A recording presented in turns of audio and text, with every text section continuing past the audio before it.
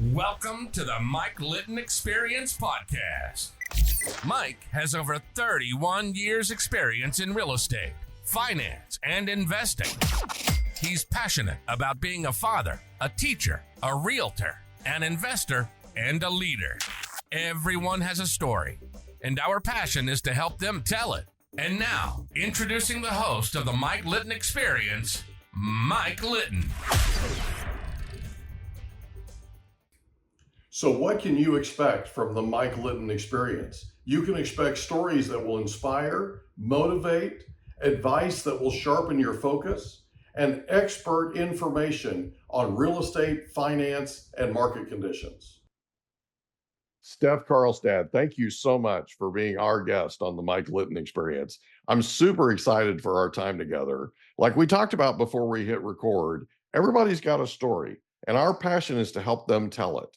So with your permission, we're going to start with where you were born, go all the way up to today. And then we want to talk about the amazing things that you're doing for small businesses. Thanks, Mike. I'm glad I'm speaking with you also. It's been awesome. It's awesome to have you here. So where were you born? I was born in Eau Claire, Wisconsin. Okay. Yeah. So it's about an hour from Minneapolis. So it's a little easier to explain where it's at. So Yeah. Yeah. So did you grow up there? I did for the most part. So Eau Claire, Wisconsin is, well, I guess nowadays more that medium-sized city, about 80,000. Yeah. Then I was in school here in Eau Claire until about 8th grade, went through the typical, my mom and dad got divorced, my mom moved to a small town. And then I moved with her and graduated out of a small town, Eleva, Wisconsin, 20 miles south of there. So I went from a bigger school to a very small school, learned that hometown different vibe, which is different, right? Growing up in a small town from kindergarten up is completely different than coming into a small town at a freshman year and graduating out of it. So it's true. It's kind of a culture shock. It is a little culture shock. Yeah. And great both ways. And definitely with friends but the different groups are different, right? Which is absolutely what you see in just different regions across the US. So it's really fun. So what was your favorite thing about growing up in both places? Well, back when I was growing up, because it's different than today. Technology wasn't there because the phone, right? Still had the rotary dial. To age myself a little bit, right? You had to walk to the friend's house. There was no Uber you could call. Yeah. So it was more the community. Really loved enjoying being around people and just different opportunities, because everyone had a different story. I love listening to people's story. Like I'm the best one to sit with the grandfather, right? And know how history was then, because in my mind, history and patterns is such a passion. Yeah. And it always repeats. So if you're listening to your elders, right? I mean, a lot of that, what happened 15, 20, 30, 40, 50, 60, and then some years ago is a lot of that's happening today. Yeah. You can kind of learn from what happened there and kind of adapt for it. So I'm such a pattern recognizer. I love to play chess. So I like to forecast out and kind of predict. So I love to listen to just people talk. So just kind of that family. That's cool. So in high school, did you have a favorite subject? Math was my favorite subject in high school. Yeah. Did you play any sports?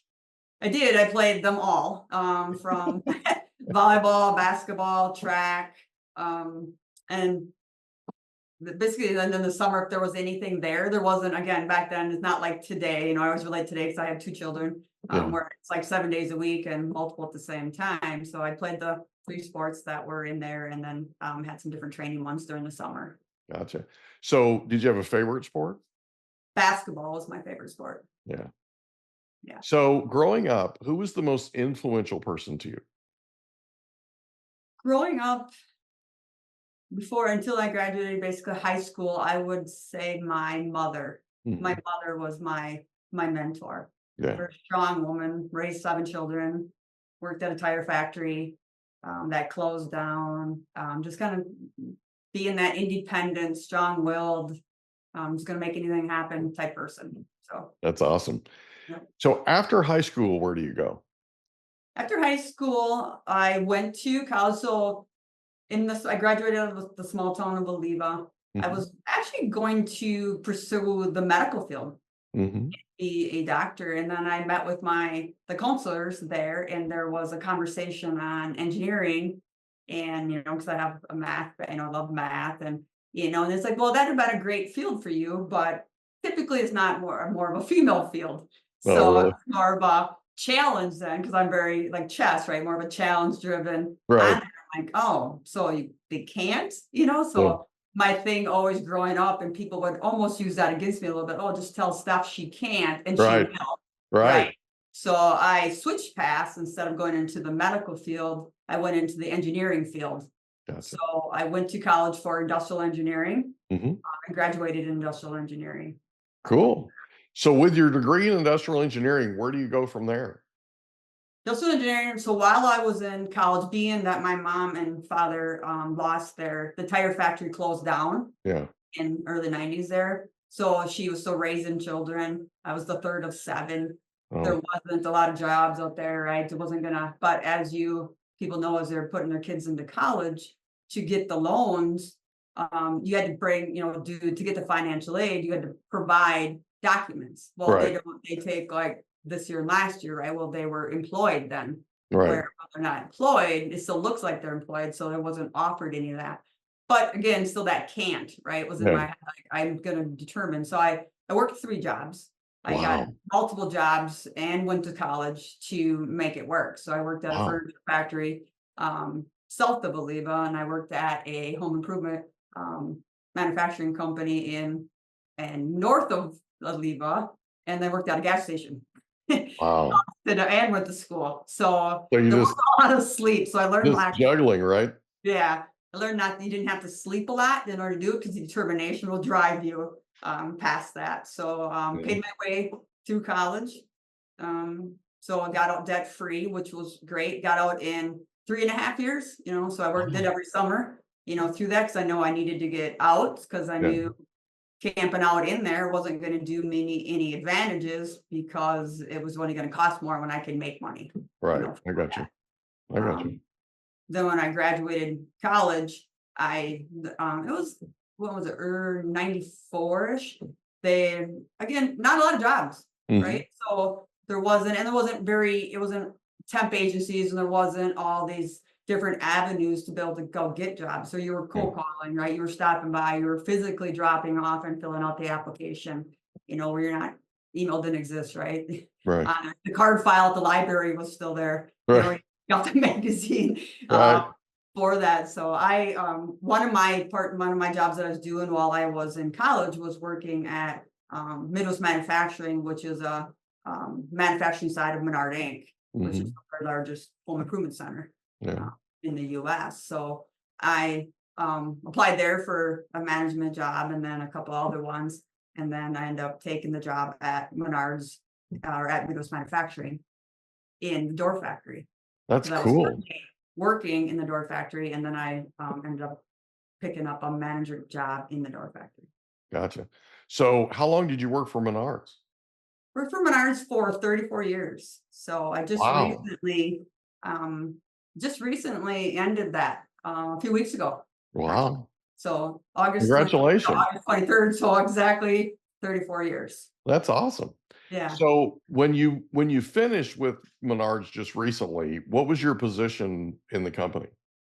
When I finished the Menards, so I grew very fast through Menards. So Yeah. I as a graduate from college at like 23, because I graduated from high school at 17, right? Yeah. So I was already running in my own plant and had my own division at 23, and then moved to general manager of multiple divisions before I was 27 Wow. there. And then so I was a top executive, or one of the highest executives in Menards by the time I was 27 years old. So I Wow. had 3 divisions I was working on, and then we would scale. We would continually scale and grow across as he was growing. When Right. I started with Menards, there was 37 stores, Yeah. and obviously I just recently left to do my new career. There's 363 stores. Wow. A lot of growth there, a lot of different states. But with that journey, he ended up being my mentor through Yeah. those 34 years, right? On how to take cost out, how to recognize Mhm. patterns, how to, work through forecasts, how to, really how to run your own business. Right. From the sales, always every aspect of that income statement you were in control of, and you had to hit those goals, right? So you just found a way. You figured it That's out, cool. found a way. You always took cost out, and there was no excuse. If it rained, oh, I can't wash the car today. It rained. Well, pull in the garage, type thing. So I think you already said this, but what was your position when you left? I was a senior general manager for Gotcha. Okay. Yep, for the trust division, I got which you. is the trust and engineering departments for Yeah. Menards. Yeah. Yeah. Wow, that's awesome. Congratulations. Good Yeah. job. Yeah. Was What was fun. the single most important thing you learned in your 34 years with Menards? There's always a way. Yeah. Yeah. Well, with you, there always is, right? There's always a way. All we have to Yeah. do is tell Steph that she can't. That's all. Exactly. Yep. That's right. Everyone counts on that. Yep. Right. And then Absolutely. you get that dander up and that's it. That's all there is to it. Yeah.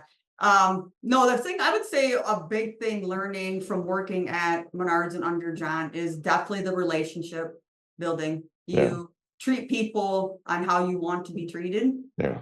it will repay you backwards, for that. So even though they got to be very big, right? We always operated as that small town, like the Eleva school, right? Yeah. So if you always treat people like you want to be treated, then they will treat you back. And then Yeah. they will refer, right? So referral, and it'll keep going that way. So, Yeah, I agree with that.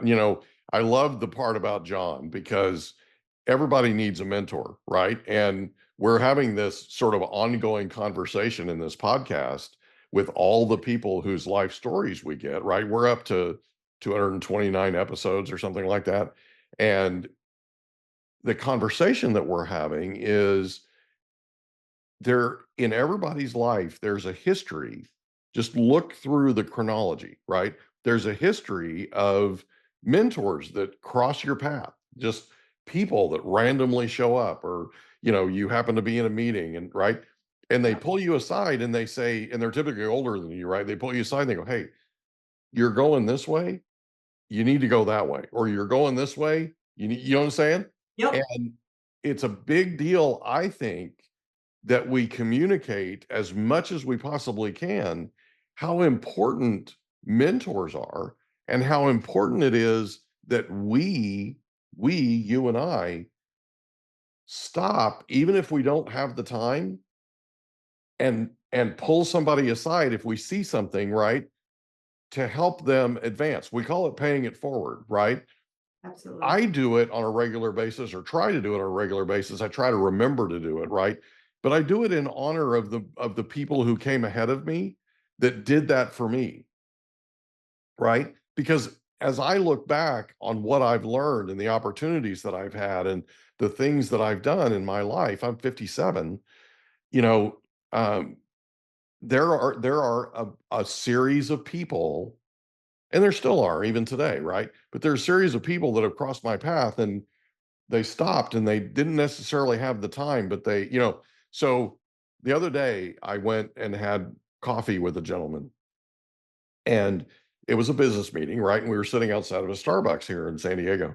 And I sat down with him and he said, "You don't remember me, but in 2008, when real estate was falling off a cliff and I was brand new and I was thinking about getting out of the business, you took 40 minutes with me on the phone that you didn't have. And because of our conversation and the questions you answered and how you encouraged me to stay positive, right?" He Mhm. said, "I stayed in the business. And I promised myself that if I ever met you face to face, I would shake your hand and thank you from the bottom of my heart." That's the Absolutely. kind of thing I'm talking about, right? That's the kind of thing that just juices you, right? I had something similar to that happen. It was 2012, but I had something similar to that happen a couple of years ago, and my father-in-law was with me. My father-in-law happened to be standing there, and the guy walked up and he goes, "You don't remember me, but you spent 20 minutes on the phone with me you didn't have. And I always told myself I'd thank you when I saw you." Right. And I was like, wow. And my father-in-law afterwards is like, "What did you do?" I I don't remember. I don't remember the conversation. I don't remember, right? I have a lot of conversations with a lot of people. I don't remember that particular conversation. I'm glad I was nice to him because here was my father-in-law witnessing the, Yep, you know what I absolutely. mean? It's like, but anyway, I feel like it's incredibly important that we get that out there, that people understand no matter what your lot in life is, no matter what it is that you're doing, whether you're in leadership or you're not in leadership. And by the way, I think even if we're not in leadership, we're in leadership, right? Absolutely. That we take the time. We keep our eyes open and we look for opportunities to help, right? Try to add value to everybody you come in contact with. So I'm going to get off my soapbox now. Okay. Yeah. So 34 years with Menards. Congratulations. I'm proud of you. That's awesome. So now talk about what you're doing to help small businesses, because I feel like what you're doing is invaluable. So talk about that for a second. Yeah, so all that knowledge that I learned, and exactly like you're saying, right? And I live by that. That's been a ritual my whole life. Yeah. I always have a journal, right? A noticing journal for that same reason. Yeah. I've met so many people, and you take note of it and just recognizing them and growing them. So our model all the time with growing with Menards was we always wanted to help the underdog. Yeah. Right? So we would take these small businesses or take these companies and then help them grow. Yeah. Because otherwise these big companies are always saturating the market. So we wanted to grow them up. So one, it wasn't going to make the market be overpowering where they can price what they would like. We Right. can help these smaller people, go up. And then that loyalty is so loyal to you that they're not going to share your secrets, right? And Yeah. because obviously Menards is a private company. Yeah. So we weren't sharing our secrets anyway. So the things that are on magazines 15 years later, you laugh at it because like, well, I kind of invented that 15 years ago type thing for that, but it was for the right reason, right? Yeah. But we would work with these small ones to do that. So it was very fun to do that, right? And then so many things happened. So that 2007-8 being in the truss industry and the home improvement industry, crazy, Yeah. on how it happened. And how deep you're into it, that could be a whole podcast by itself, right? Yeah. On seeing that coming and where it was going to go for that. But what it did then after it, even advancing to our favorite word, the COVID word, right? Mhm. That changed the world. That Yeah. changed business. That changed people. That changed thinking on there. And what that did then too is, it gave people a lot of opportunity, a lot of businesses to make a lot of money, but Mhm. not necessarily to run them. Yeah. Now they made a lot of money, but now it's 4 years past that for the most part. A lot of Mhm. that money's gone, but now how do I run that? Because that whole money at that dollar figure is not really there. Yeah. Team members, how you handle, leadership, are the people in the right spot? Are they, they want that work-life balance. Yeah. Days of, 90 hours in a seat, going to the soccer game, working on a client, coming back at work, staying there until midnight. People don't want that. They want to live too and have their freedom Yeah. for that. And then if they're not in that spot, a lot of, pick on the equity firms, right? A lot of equity places are buying up a lot of small ones, kind of like the dairy farm, Mhm. hometown farm. We're going away, and it's kind of like these small businesses. They're not getting a fair shake, in my opinion, to be able to grow and have those opportunities because they're not on the top 5 list to buying a better deal because they're not big enough. Yeah. They're not on the top 3. If you hit the top 3 in Forbes, then you can have a better deal on buying. So to be kind of their mentor, to work with them to how can you take costs out without putting a whole new system in, Mhm. because it's not about reading a new book and then all of a sudden you're an expert, right? It's Right. not about you're taking, do this system, change all your systems out that you've been doing for 32 years or for Mhm. 15 years and put this new system in, it'll work today. Yeah. Well, it worked for 30 years. What's broken, right? So it's more to step them back out of the picture a little bit, see the bigger picture, and then know that put the trust back in them. Yeah. Like I built my business. I did that, I being the owner, right? So Yeah. it's not for me in what I'm doing now to say that I'm doing it for them. I'm inserting trust into them that they are doing it. They know how to do it, and to just more get their mindset back on track. So Well, see, I think that's where the value comes because you can come from the outside. I've owned companies forever, right? Yep. 3 decades, in fact. And And you get so, and by the way, this is another recurring theme, right, with the podcast, but this whole myopic thing, right? We become that racehorse with the blinders on, and we do it out of survival. We do it out of, this is what we have to do kind of thing, right? But then you come along and you go, okay.